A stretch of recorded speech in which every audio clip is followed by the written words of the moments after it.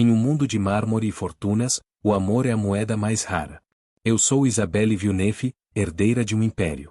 Minha vida era um script de luxo e expectativas, onde cada passo era ditado por tradições de sangue e dinheiro. Meu futuro já estava traçado, um casamento de conveniência, uma vida de aparências. Mas então, eu o conheci. Elias, o artesão. Suas mãos calejadas moldavam o bronze, e sua alma moldou meu coração.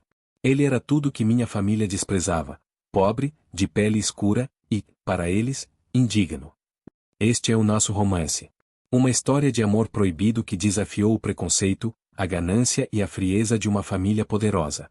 Eles me deram um ultimato, ele ou tudo. Neste vídeo, mergulhe na saga de como eu abri mão de uma fortuna para lutar pelo homem que amava.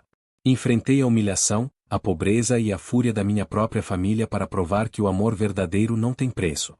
A batalha contra o preconceito e a riqueza começa agora. Prepare-se para conhecer o preço do amor em mármore e bronze. Capítulo 1: O mármore frio e o bronze quente. A gaiola de mármore. A vida de Isabelle Villeneuve era uma composição cuidadosamente orquestrada em tons de gelo e ouro. A mansão Villeneuve, erguida em mármore branco nas colinas mais exclusivas da cidade, não era um lar, era uma gaiola de luxo. Cada peça de mobiliário, cada regra de etiqueta e cada sorriso eram impostos pela tradição e pelo olhar vigilante de seus pais. Aos 25 anos, Isabelle já havia cumprido a maioria das expectativas de sua classe. Ela se formou em relações internacionais na Suíça, falava 3 línguas e entendia perfeitamente a importância de quem você conhecia, mais importante, de quem você não conhecia. Seu destino, traçado pelo seu pai, Arthur Villeneuve, um industrial de aço frio, era casar-se com um empresário de renome e garantir que a linhagem Villeneuve permanecesse intocável e incolor. Por baixo da fachada de perfeição, Isabelle sentia uma exaustão crônica. Ela ansiava por algo real, algo que não pudesse ser comprado ou planejado. Seu único refúgio era a arte. Ela se perdia em galerias, onde a cor e a imperfeição eram permitidas, fugindo das conversas previsíveis de sua mãe, Eleanor, sobre doações de caridade e compromissos sociais. O refúgio da Galeria Obscura. Isabelle havia descoberto uma pequena galeria de restauração de antiguidades na parte antiga da cidade. Era um lugar silencioso, com o cheiro inebriante de madeira velha e metal aquecido. Ali, ela podia ser apenas uma entusiasta, sem o peso do sobrenome Villeneuve. Foi em sua terceira visita que ela o viu. Elias estava curvado sobre uma escultura antiga de bronze, suas mãos calejadas trabalhando com uma precisão e carinho que hipnotizaram Isabelle. Ele vestia roupas simples, manchadas de tinta e óxido, e seu corpo era musculoso, não pelo ginásio, mas pelo trabalho manual incessante. Sua pele era de um ébano profundo, contrastando com o brilho dourado do metal que ele moldava. Elias não era apenas talentoso, ele era real. Isabelle observou-o por minutos. Quando ele finalmente levantou a cabeça, o olhar dela se encontrou com o dele. Os olhos de Elias eram de um castanho quente e penetrante, carregados de uma inteligência perspicaz que parecia ler a alma entediada de Isabelle. Ele não a tratou com a reverência que a maioria demonstrava ao reconhecer a herdeira Villeneuve. Ele a tratou como uma intrusa curiosa. Perdida, senhorita? Elias perguntou, com um leve sotaque da periferia que era música nova para os ouvidos de Isabelle. Fascinada, ela respondeu. Seu trabalho é incrível. Há tanta alma nisso. A linguagem do bronze. Nos dias que se seguiram, Isabelle inventou desculpas para visitar a galeria. Aos poucos, a conversa evoluiu. Eles não falavam sobre finanças ou compromissos sociais, falavam sobre arte, história e a filosofia por trás de moldar algo imperfeito em beleza. Isabelle descobriu que Elias era autodidata, que seu ateliê era sua vida e que ele sustentava sua avó doente com o pouco que ganhava. Ele era pobre de bens materiais, mas rico em caráter, paixão e orgulho. Elias, por sua vez, sentia-se atraído pela vulnerabilidade que Isabelle escondia por trás de seus trajes caros. Ele via a solidão sob a perfeição. O clímax do capítulo é o momento em que a admiração se transforma em atração proibida. Uma tarde, enquanto Elias a mostrava uma técnica complexa de pátina, suas mãos se tocaram. O calor do bronze e o toque súbito foram um choque elétrico para ambos. Naquele instante, a regra rígida do mármore frio dos Villeneuve rachou. O mundo de Isabelle se dividiu. Havia a vida que sua família exigia dela, e havia a vida que pulsava com o calor e a verdade que Elias representava. Isabelle saiu da galeria naquela tarde com a certeza de que havia encontrado algo que não podia simplesmente comprar. A atração era perigosa, proibida e inevitável. Capítulo 2. O idioma da argila e do metal. A geometria da fuga. O toque de mãos na galeria, capítulo 1, selou um pacto tácito de risco e atração. Isabelle sabia que, ao se envolver com Elias, ela estava declarando uma guerra silenciosa contra sua própria família. Mas a adrenalina da desobediência era menos viciante do que a verdade que Elias oferecia. Seus encontros se tornaram a geometria de sua fuga. Eles evitavam o centro da cidade, o habitat dos Villeneuve, e se refugiavam na periferia e nos bairros históricos, lugares que Isabelle só conhecia por descrições em livros de história da arte. Elias não tinha dinheiro para restaurantes caros. Seus encontros eram em botecos simples, onde o cheiro de café forte e comida caseira substituía o perfume de champanhe e os pratos gourmet. Isabelle, acostumada a talheres de prata, descobriu o prazer de comer pastel na rua, rindo de si mesma enquanto tentava evitar que o recheio caísse em seu vestido de grife. Nesses encontros, a máscara de herdeira de Isabelle desmoronava. Elias a incentivava a falar sobre seus verdadeiros sonhos, que não envolviam fundos de investimento ou galerias de prestígio, mas sim o desejo de viajar para lugares que não estivessem na rota da alta sociedade, apenas para desenhar e observar a vida real. O coração do ateliê. O ateliê de Elias se tornou o epicentro de seu romance. Localizado nos fundos de uma casa antiga, era um lugar bagunçado, cheio de peças de bronze, carvão e o cheiro pungente de produtos químicos de restauração. Para Isabelle, que cresceu em ambientes assépticos, o ateliê era a liberdade personificada. Ali, a desigualdade social não existia. Isabelle sentava-se em uma cadeira velha, observando Elias trabalhar. Ela o via com o suor escorrendo, a concentração intensa em seu rosto escuro enquanto ele aplicava calor e pressão ao metal. Ele falava com paixão sobre a história de cada peça, sobre a paciência que a argila exigia e a teimosia do bronze. Elias, por sua vez, desafiou Isabelle. Ele a colocou para trabalhar, não como uma tarefa humilhante, mas como uma forma de conexão. Ela aprendeu a lixar, a misturar tintas e, eventualmente, a manusear o maçarico sob sua supervisão. Suas mãos brancas, antes habituadas apenas a segurar taças de cristal, ficaram sujas de óxido. Para ela, essa sujeira era um emblema de autenticidade. Você não é frágil como pensa, Elias comentou um dia, observando-a lixar uma estátua. Você só nunca teve permissão para ser forte. A muralha silenciosa. A conexão física e emocional se aprofundava a cada encontro, mas a realidade da muralha social pairava. Elias não conseguia ignorar o abismo. Ele era o provedor de sua avó, uma mulher idosa e gentil que precisava de cuidados caros. O ateliê era seu único sustento. Ele vivia com o peso da responsabilidade e o medo constante da pobreza. Isabelle, apesar de ter acesso a todo o dinheiro do mundo, era incapaz de ajudá-lo de forma direta, pois isso denunciaria o relacionamento e violaria o orgulho de Elias. Em momentos de intimidade, Elias expressava sua dúvida: você pode amar a ideia de mim, Isabelle, o artesão rude que vive em um sonho romântico. Mas você pode amar a realidade? A realidade de ter que lutar por cada conta, de ser olhada com desprezo quando andarmos juntos na rua? Isabelle tentava tranquilizá-lo: o seu valor não está na sua conta bancária, Elias. E o meu sobrenome não é minha identidade. É só um nome. No entanto, o clímax do capítulo é a percepção fria de que eles não podiam mais manter a farsa. Elias se recusou a ir a um evento discreto em que Isabelle queria levá-lo. Não. Eu não vou. Se eu for, você vai me apresentar, e eles vão te obrigar a escolher. Eu não posso ser o motivo pelo qual você perde tudo, Isabelle. Não se eu não puder oferecer nada em troca além do meu amor.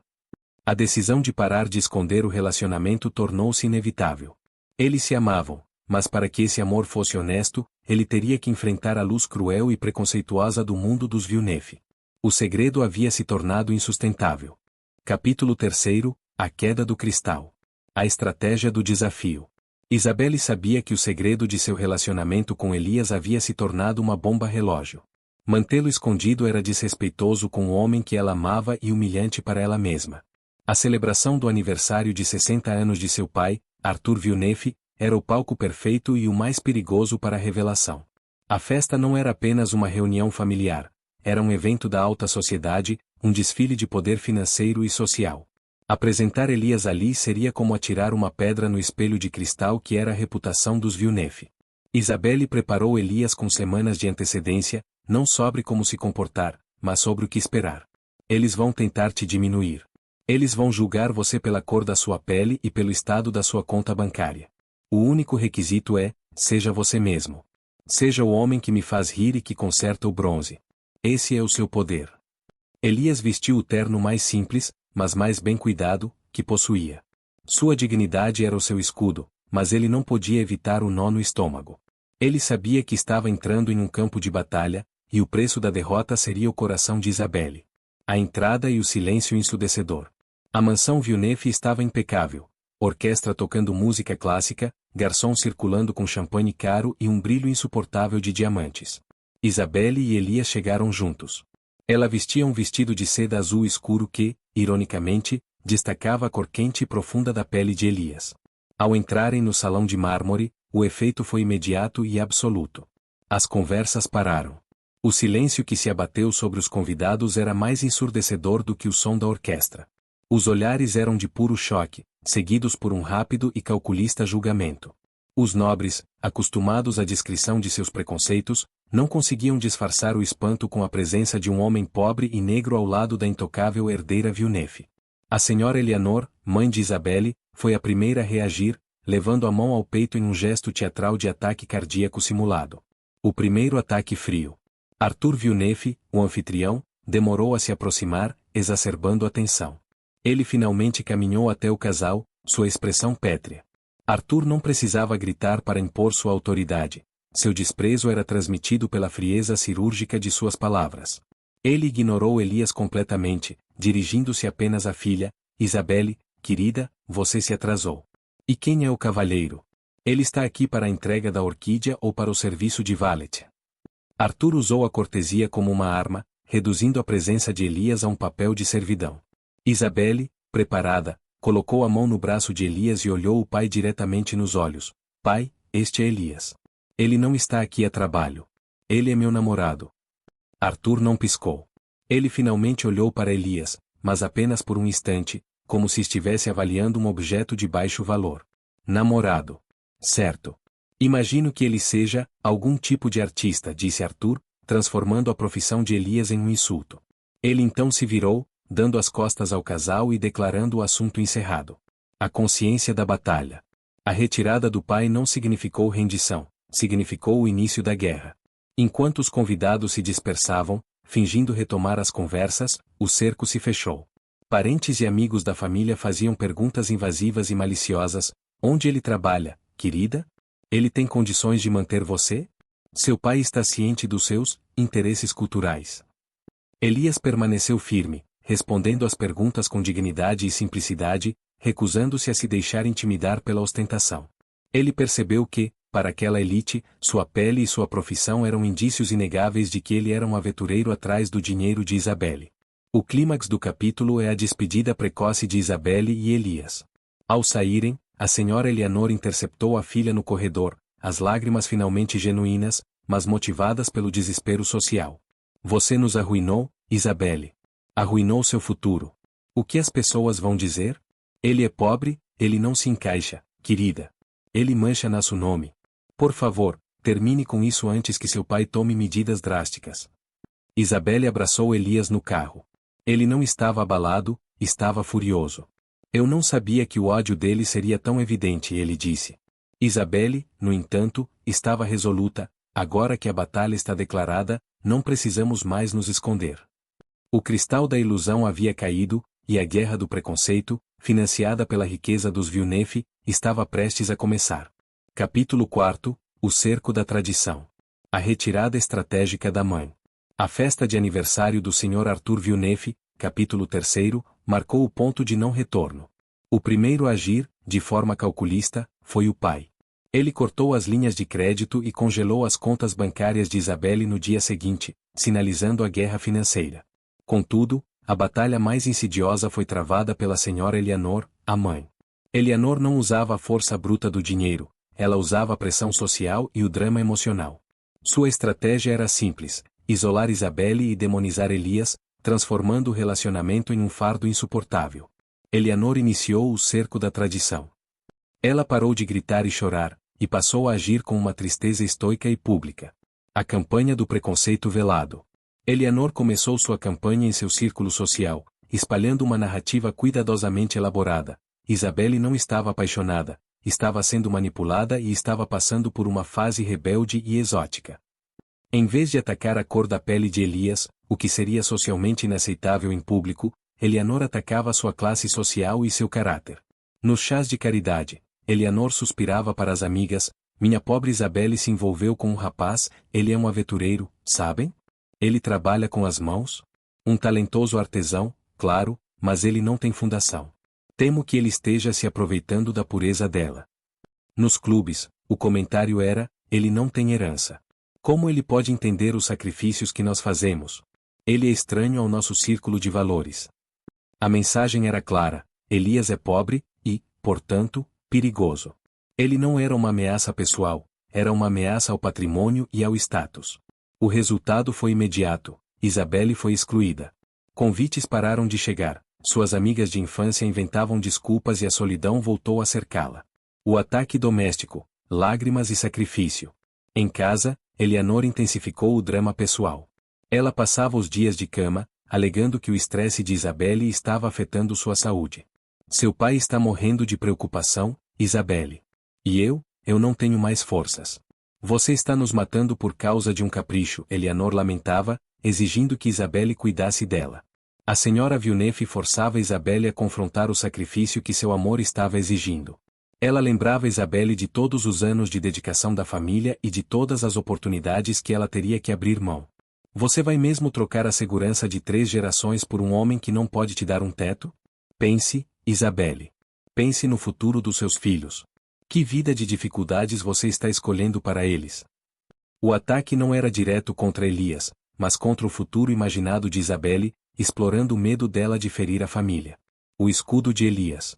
Apesar do isolamento e da pressão, a relação de Isabelle e Elias se fortaleceu sob o cerco.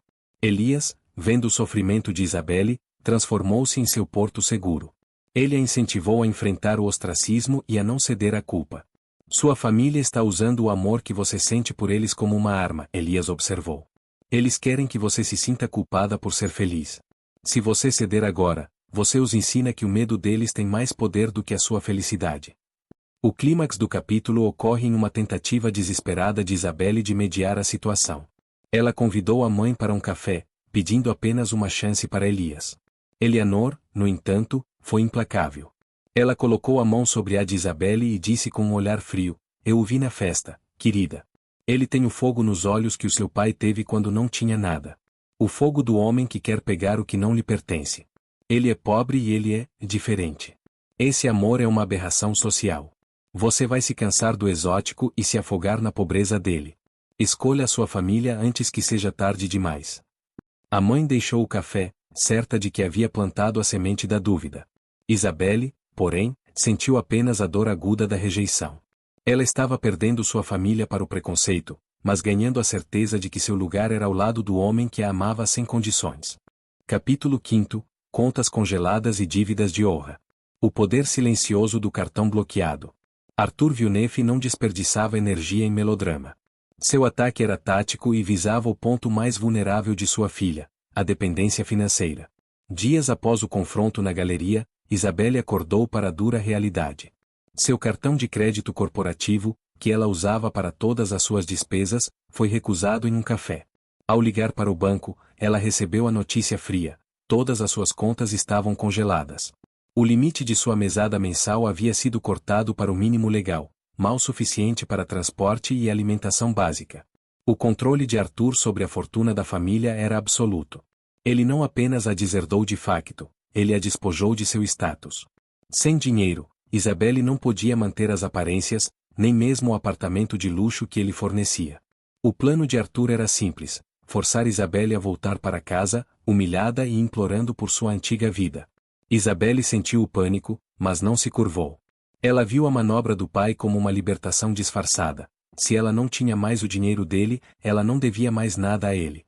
Ela começou a vender discretamente algumas de suas joias menos sentimentais para garantir um pequeno fundo de emergência. O peso da caridade e a exposição de Elias. O ataque financeiro de Arthur não se limitou a Isabelle. ele se estendeu sutilmente a Elias. Arthur usou sua vasta rede de contatos para minar os pequenos negócios de restauração de Elias.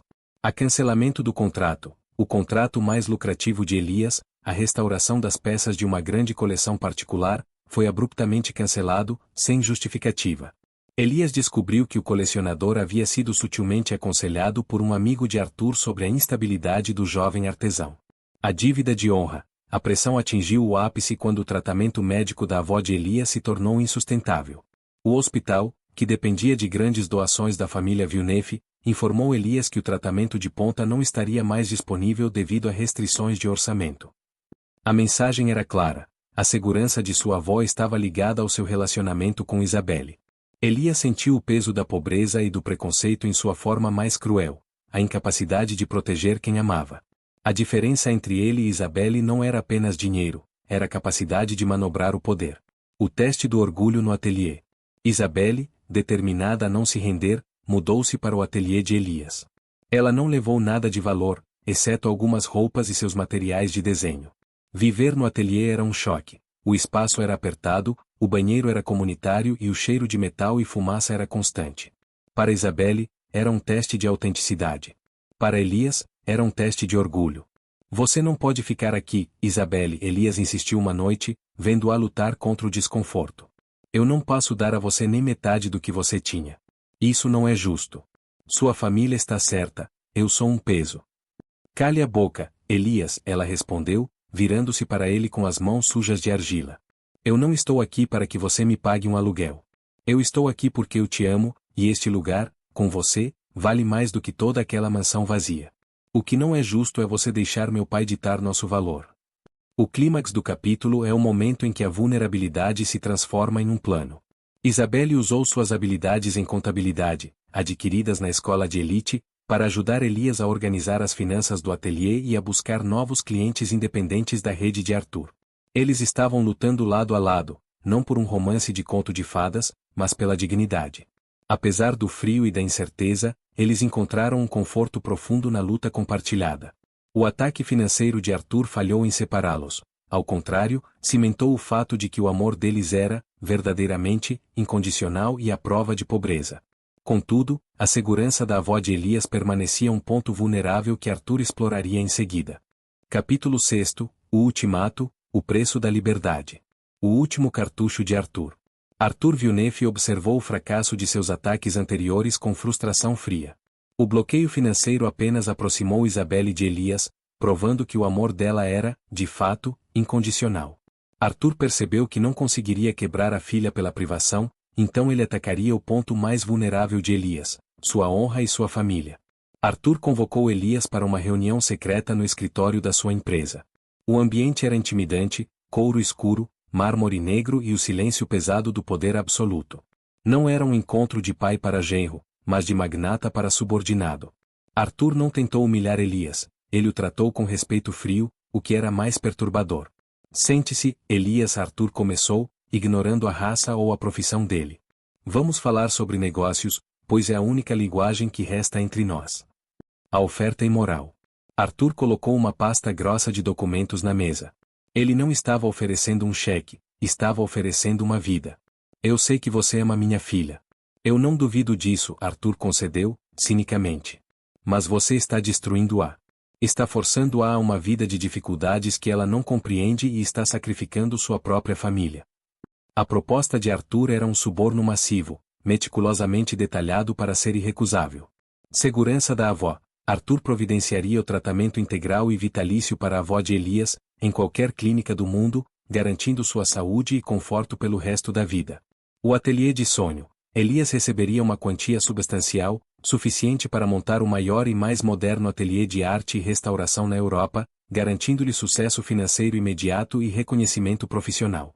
A condição, em troca, Elias deveria desaparecer da vida de Isabelle. Ele deveria se mudar para o exterior, sem deixar rastros, e nunca mais entrar em contato com ela, nem em 10, nem em 20 anos. Leve o dinheiro, salve sua avó, realize seu sonho profissional e dê a Isabelle a chance de voltar para a vida que ela merece, Arthur argumentou. Você pode amá-la de longe e ainda ser um homem de honra. O dilema de Elias, honra versus sacrifício. Elias sentiu-se nauseado. O suborno não era sobre dinheiro fácil, era sobre sacrifício.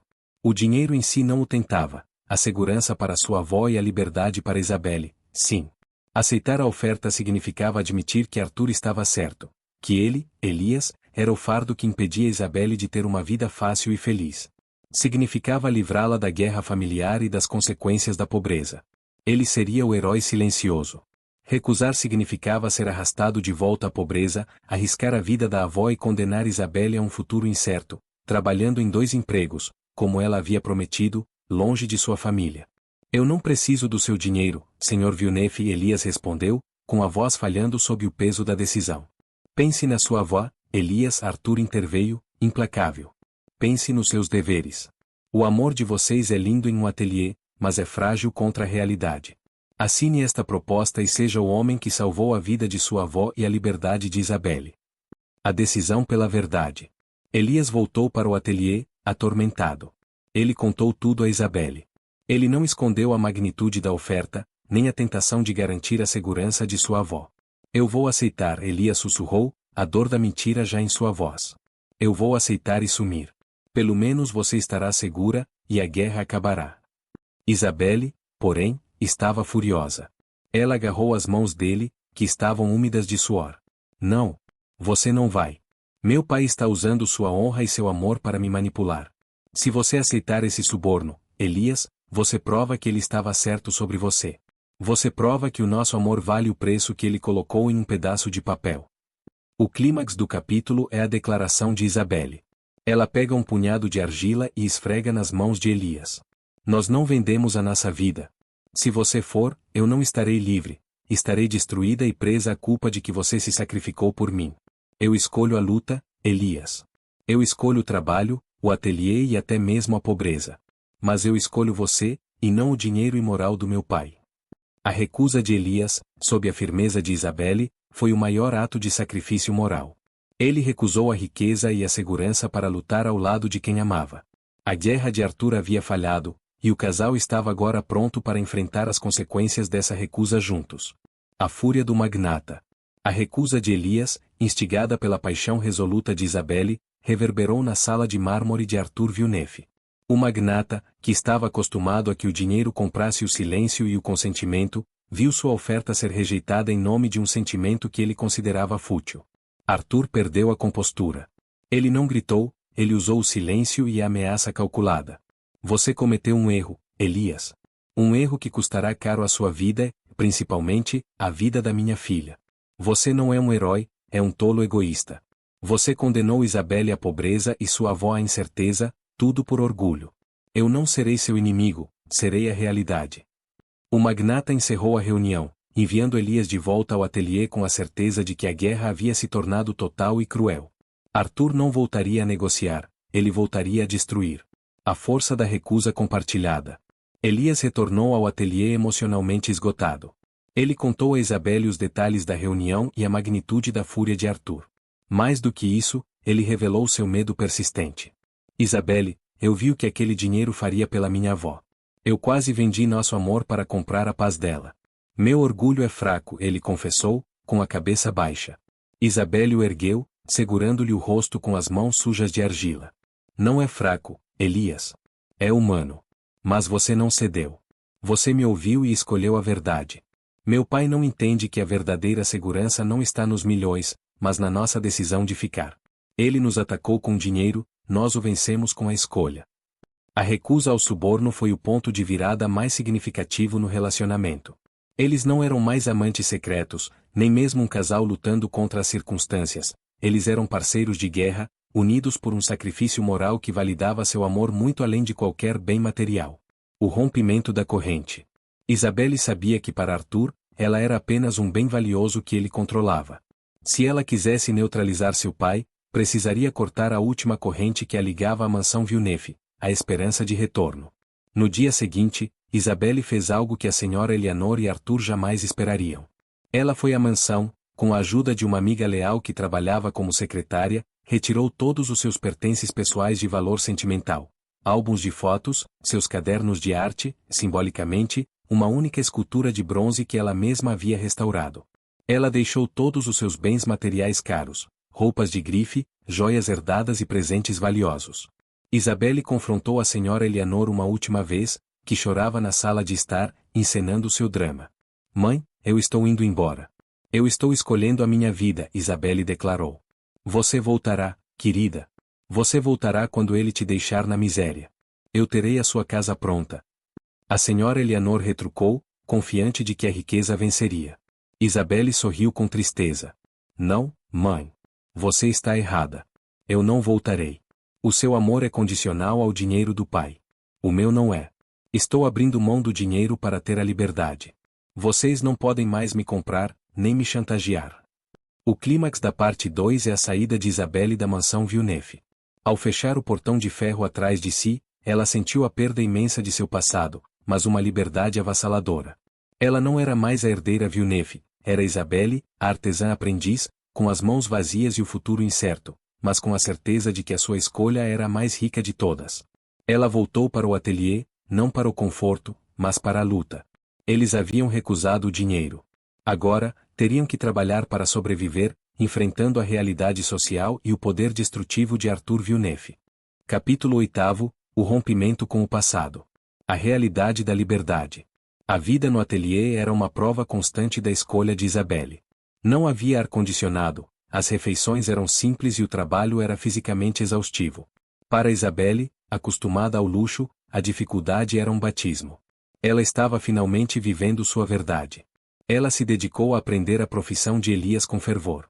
Ela lixava, polia, sob a tutela paciente dele, começou a dominar a complexa técnica de pátina, encontrando uma profunda satisfação em criar algo com as próprias mãos.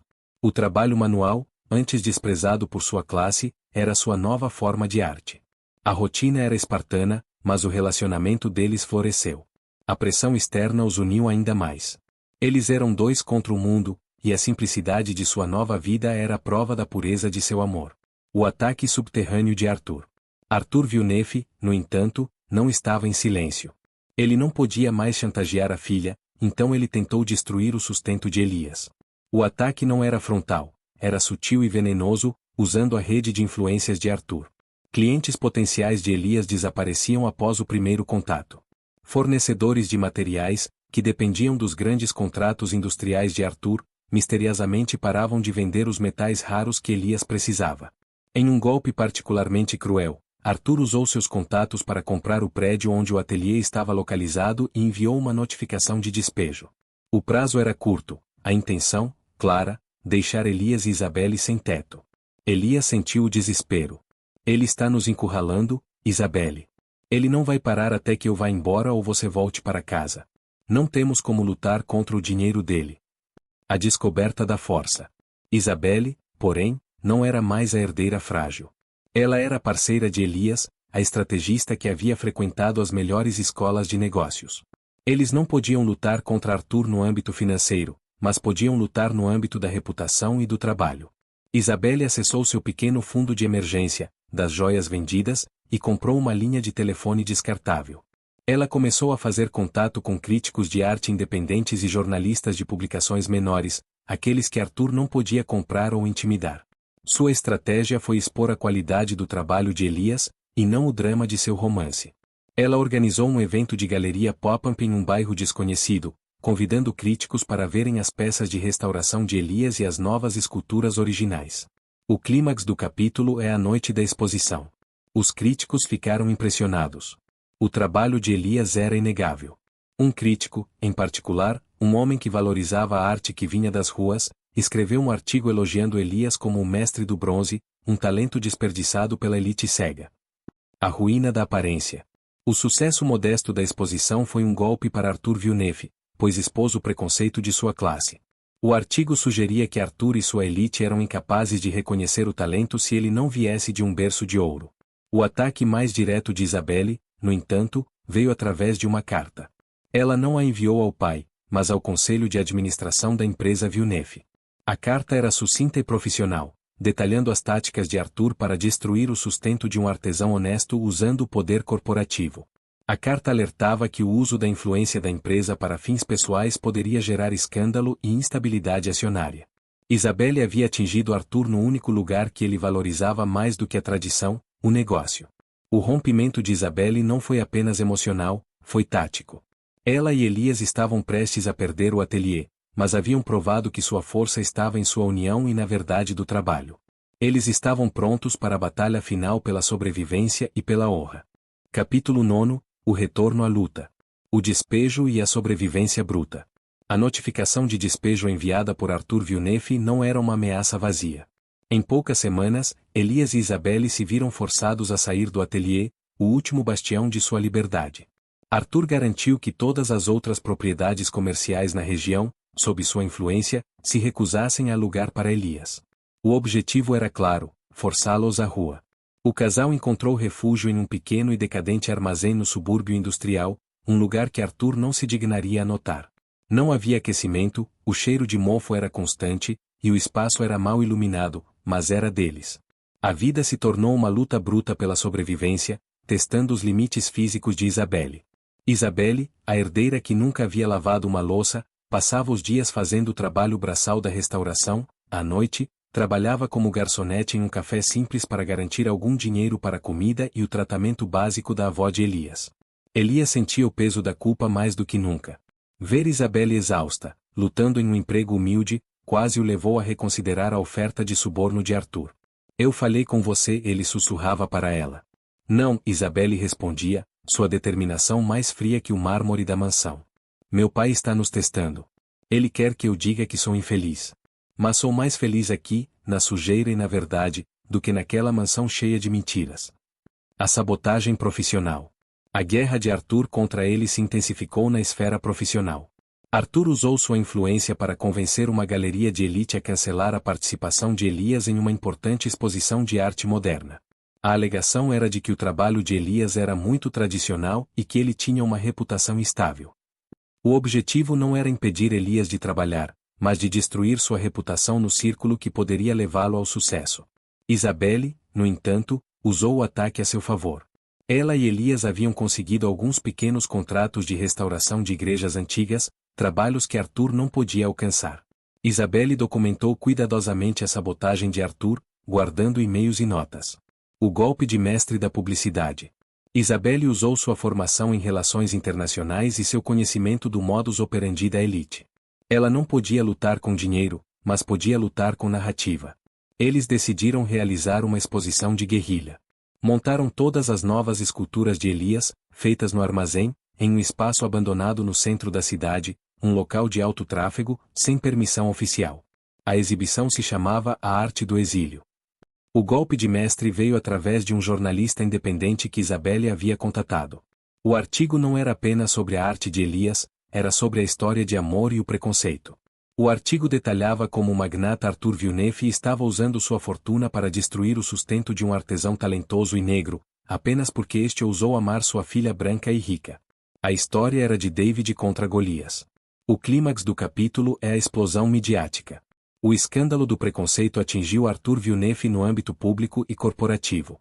A reputação de tradicionalista severo se transformou em tirano racista nos blogs e jornais independentes. O telefone de Arthur tocou incessantemente com chamadas de parceiros de negócios preocupados com o risco de reputação. O público, cansado da elite, abraçou a história de amor proibido e o talento de Elias. Isabelle e Elias não ganharam a guerra financeira, mas venceram a guerra da opinião pública. Eles conseguiram vender várias peças na exposição de guerrilha, garantindo dinheiro para se manterem e para o tratamento da avó de Elias. Eles tinham sobrevivido ao ataque mais cruel de Arthur. A fúria encurralada. O sucesso da exposição A Arte do Exílio e a subsequente enxurrada de artigos independentes atingiram Arthur Villeneuve onde mais doía, sua reputação corporativa. O dinheiro podia comprar o silêncio, mas não podia apagar a internet. Em vez de ser visto como um patriarca protetor, Arthur era agora rotulado em fóruns e redes sociais como um barão industrial racista que usava seu poder para esmagar o talento de um artista negro e humilde. Acionistas e parceiros de negócios, obcecados por imagem pública e ESG, governança social e ambiental, começaram a questionar as táticas de Arthur. Arthur, em seu escritório de mármore, estava furioso.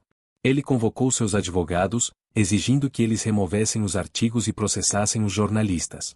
No entanto, os advogados o avisaram: os artigos não eram falsos, eram opiniões baseadas em fatos, o despejo do ateliê, o cancelamento de contratos, que ele próprio havia orquestrado. Processar seria apenas amplificar o escândalo. Isabelle havia atingido o ponto cego de seu pai. Ela lutou no campo da moralidade, onde a fortuna dele não tinha poder. O triunfo da simplicidade.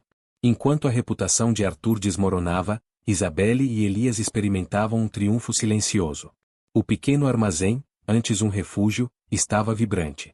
O dinheiro das vendas na exposição pop-up foi suficiente para pagar o aluguel do armazém por um ano, garantir o tratamento da avó de Elias em uma clínica modesta, mas segura, e comprar novos materiais.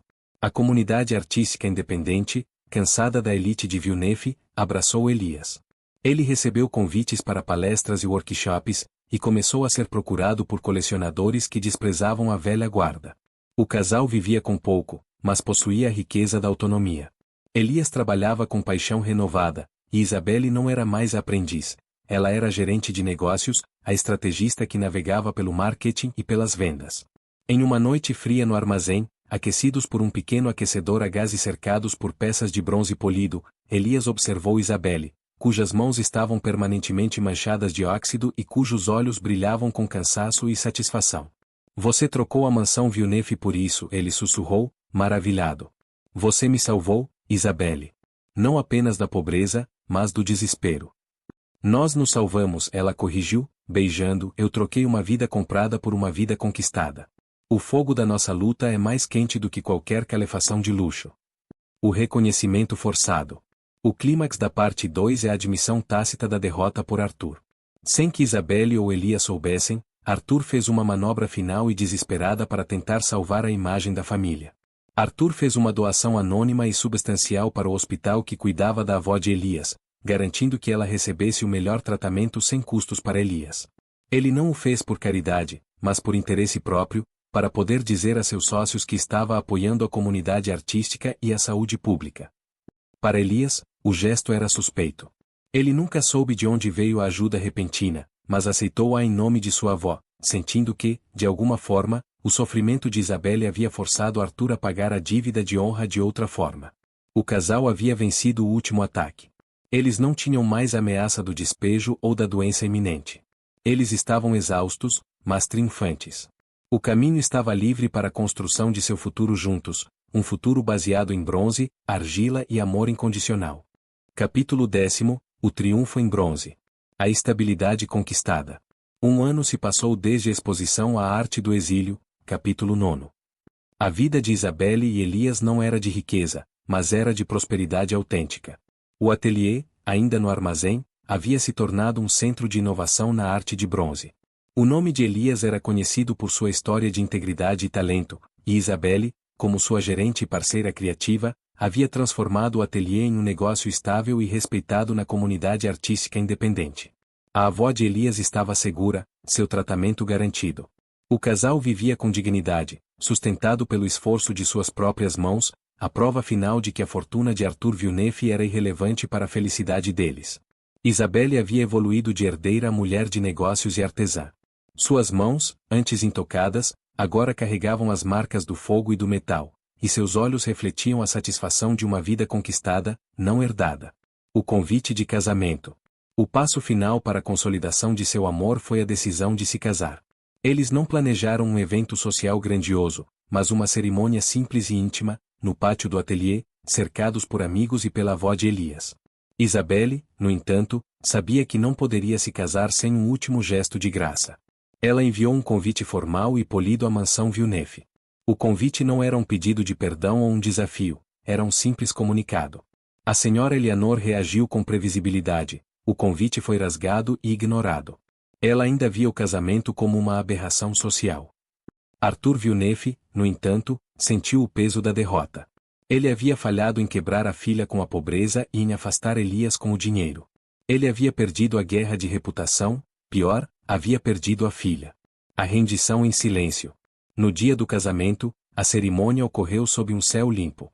Isabelle usava um vestido simples, desenhado e costurado por ela, e no lugar de joias, ela usava um pingente de bronze martelado por Elias. O clímax do capítulo é a chegada de um mensageiro à porta do ateliê, pouco antes da cerimônia. Ele entregou a Isabelle uma caixa pequena e pesada, lacrada com o brasão dos Villeneuve. Isabelle abriu a caixa. Dentro, Não havia dinheiro ou um cheque, mas duas coisas.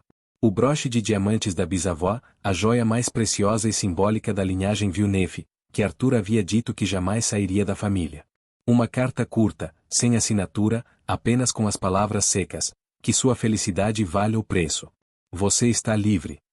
Não era um perdão, mas uma rendição. Arthur não podia comparecer e manchar sua reputação, mas ele reconhecia que o amor de Isabelle havia vencido o dinheiro e o preconceito. Ele devolvia a ela o símbolo mais alto da tradição, reconhecendo que ela não precisava mais dele. O triunfo em bronze. Isabelle não usou o broche. Ela o guardou na caixa, como um artefato de seu passado, e trocou alianças com Elias. As alianças não eram de ouro, mas de bronze forjado e polido, criação do próprio Elias, representando a força e a durabilidade de seu trabalho e seu amor. No brinde, Isabelle levantou sua taça, olhando para Elias, cuja pele escura brilhava de alegria e orgulho. Nós não vencemos apenas o preconceito, nós vencemos a ideia de que o valor de uma pessoa se mede pelo mármore, ela declarou. Nós construímos nossa própria riqueza, em honra, trabalho e amor incondicional. O triunfo final de Isabelle e Elias não estava na aquisição de riqueza, mas na conquista de sua liberdade para amar e viver em sua própria verdade. Eles provaram que o amor, forjado na luta e na dignidade, era a única moeda que realmente importava. Fim. A saga de Isabelle e Elias nos ensina uma verdade atemporal. O verdadeiro valor de uma vida não está no que se herda, mas no que se constrói. Isabelle poderia ter escolhido o mármore frio e a segurança de sua fortuna. Elias poderia ter aceitado o suborno e desaparecido, poupando-a do sofrimento. Mas eles escolheram lutar. Escolheram a honestidade, a dignidade e um amor forjado no fogo da adversidade. Eles perderam a aprovação de uma família, mas ganharam algo infinitamente mais valioso, a liberdade de serem quem são, juntos. Seu triunfo não foi financeiro, mas moral e humano. Eles provaram que o amor, quando é verdadeiro, quebra todas as barreiras de preconceito e classe. Qual parte da história de Isabelle e Elias mais te tocou? Foi o amor proibido, a coragem dela ao confrontar a família, ou a dignidade de Elias diante da humilhação? Deixe seu comentário abaixo e compartilhe sua opinião. Sua experiência com preconceito ou amor que desafiou barreiras. Não se esqueça de curtir este vídeo e se inscrever no canal para mais histórias inspiradoras de superação e romance. Até a próxima!